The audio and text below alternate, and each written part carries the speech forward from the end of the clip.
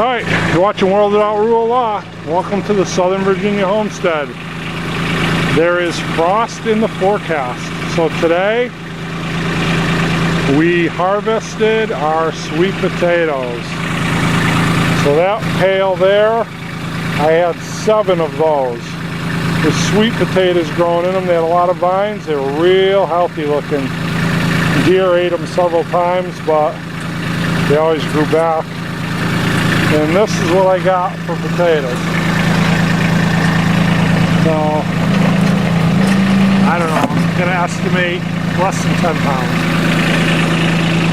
But, first year growing them, I had no clue what I was doing, but they seemed pretty easy.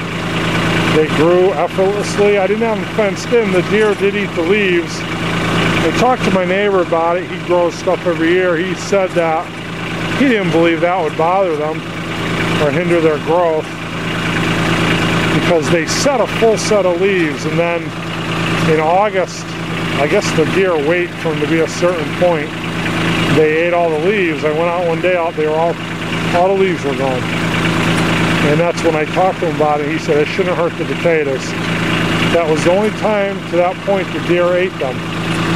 Then they all grew back, and 2 weeks ago or even last week they were full and healthy looking. And then one night this past week they came out and ate them all again. So frost in the record, so I harvested them. A little disappointed in what we got, but it is what it is. Come on in back, I want to show you something else I did.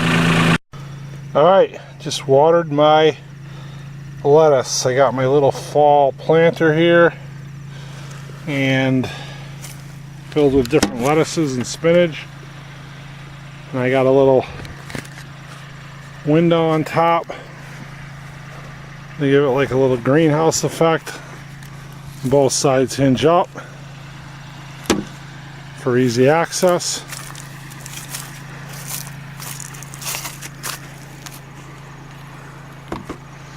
And I did it in a IBC tote. So what I did was I made a little hugelkultur-ish bed. I say ish because I'm sure that it's not completely hugelkultur. And mainly I didn't have enough dirt to fill it. I didn't want to cut it in half. I almost did and made 2. I think I will do that in the future.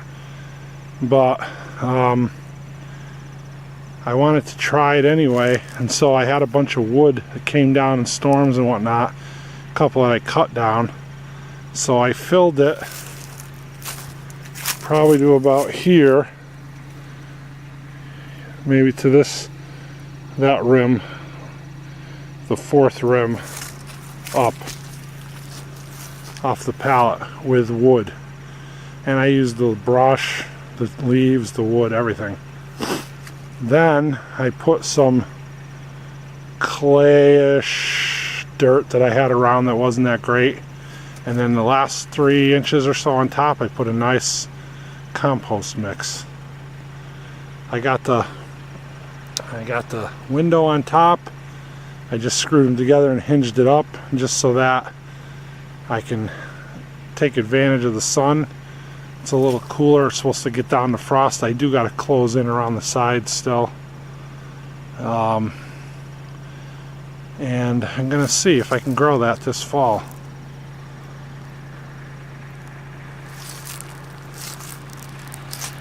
And come with me. I got one more thing to show you.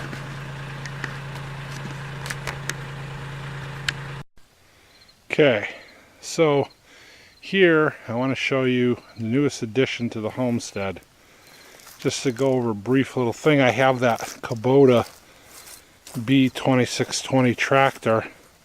It's a pretty nice tractor. It's small, you know, 3-cylinder diesel Kubota, pretty reliable. Got the loader on it while I'm mowing with it. And, you know, I'm racking up the hours pretty decently mowing. And I hit a stump down there, and I bent in the mower deck, the edge, and the anti-scalp collapsed under it. It raised the deck and it was mowing uneven. I had to take it off. I actually showed you in the last video. I did it twice now. took it off and jacked it back straight, and it gets weaker every time. I've kind of got a plan. I'm going to take some rebar, heat it up, and bend it into a 90, and I'm going to tack it to the top of the deck and to the front of the deck to give it some support. So the problem with that is, go down here and show it to you. It's a beautiful loader, beautiful tractor, and mowing, it's tough to get around the trees and stuff. So I could take the loader off. It comes off fairly easily, right? But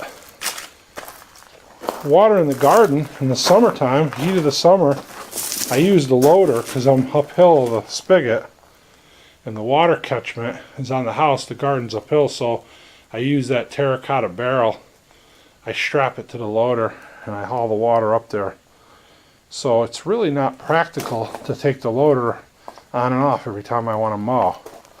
I'd be doing it, you know, a couple times a week, or at least once a week in the summer I'm mowing. So also the weight of the tractor, you know, the mower glides along, but when I'm on a hill or a divot, those anti-scalps really dig a trench because of the weight. It got the whole weight of the tractor behind it. Not generally, the mower floats. But if I'm on the right angle and I'm driving forward, there's a lot of pressure there. And then, of course, the weight of the loader. So what I'm going to do is I'm going to take this mower deck off, and I may look for a 3-point brush hog or some such thing to attach to this, to the back of it, to mow the rough areas with. And then let me show you what I got here. So yesterday I picked up this Kubota zero-turn mower, and it's a pretty small, you know, it's a 48-inch cut. It's the entry-level Kubota zero-turn, but it's, you know, it's pretty decent. I'm kind of partial to Kubota anyway. I worked maintenance for the schools for 25 years in Connecticut where I lived. We always had Kubota tractors and equipment. Very reliable, in my opinion. Good quality stuff. So this is going to just be for mowing. Now, a couple things, because this was used. It was a 2017 with 35 hours on it, so classified used, but it's pretty new. Now I had a couple stipulations when I was looking for the, you know, the zero turns. Some of the less expensive models, you can't service the hydros, the trannies, right? I'll try to get down here and show you this. So that's it right there. Well, it's under, that's the hydro. And there's a better picture of it there. And underneath that black cover there is the filter. And so, if you can see it here, you can't. There's a reservoir up above for the fluid. So what happens with these, the way the technology of these, most of you, if you're familiar with them, I'm not telling you anything you don't know, but there's two, right? There's one on each side. So each wheel has its own little hydrostatic transmission. And so they travel independently. You know, they drive the wheels independently, connected to the arms in front. And so, to have one that's not serviceable, like some of the less expensive ones, you can't change the fluid in them. And, you know, over time, things wear. It's nice to be able to fully have ones that are fully serviceable. That was one of the stipulations I kind of had when I was searching for a mower. And again, like I said, I've always been partial to Kubota. Always had good luck with them. So this one, although it was used, only had 35 hours, like I said, and had all new fluids. He did the 50-hour service, the fluids, so I gotta look at the manual, but I'm pretty sure it's good to go until 200 hours, which will be, you know, some time. This was the only real blemish on it, was this thing got cracked, and they're pretty inexpensive at the Kubota dealer, and I may or may not replace it. I'm going to put some hours on it first and see, because I'm liable to replace it and then hit the new one and do the same exact thing the next day. So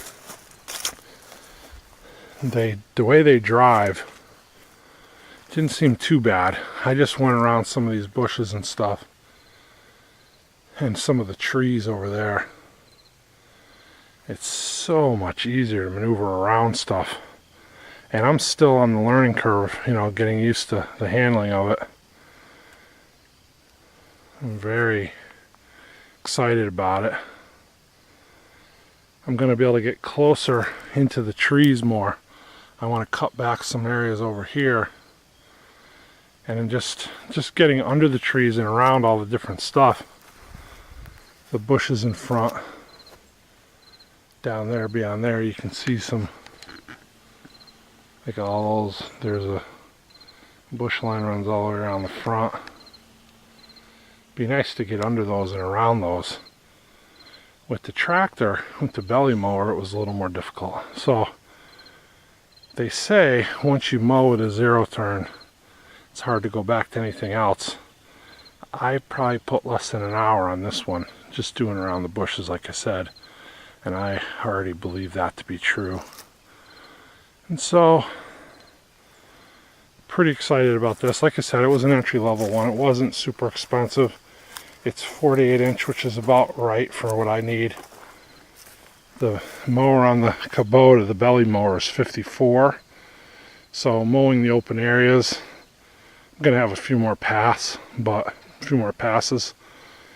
But supposedly, and I believe it to be true, although I haven't mowed any big areas yet, I'm going to be able to mow at a faster pace. So even though it's a little bit smaller cut, it's going to be a few more passes. I believe I'm still going to cut my time down. Other than that, I'm starting to wind things up. I do have to mulch right in close to the berries by hand.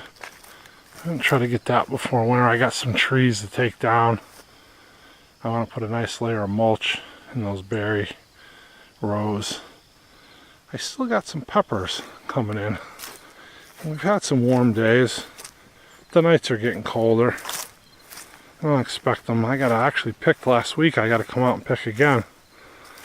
And then that'll probably be it.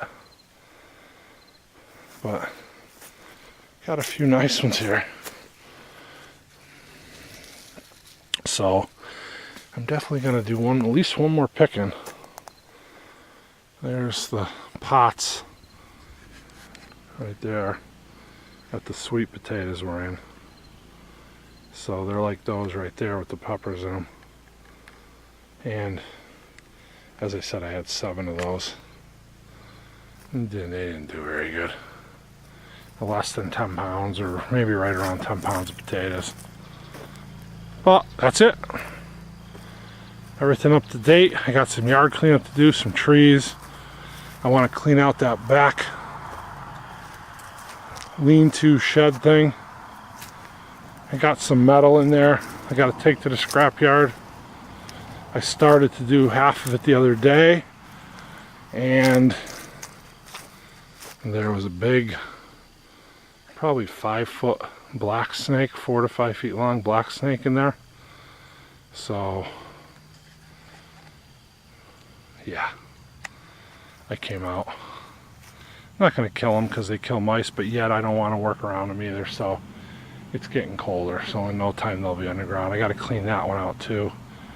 I want to get my enclosed trailer under cover. I want to get all the mower, the mower and the tractor under cover. I'm gonna figure out another lean-to, maybe off the side or the back of this shed, maybe for the trailer. I don't know. I got some ideas. Stick around. Thanks for coming along. God bless you.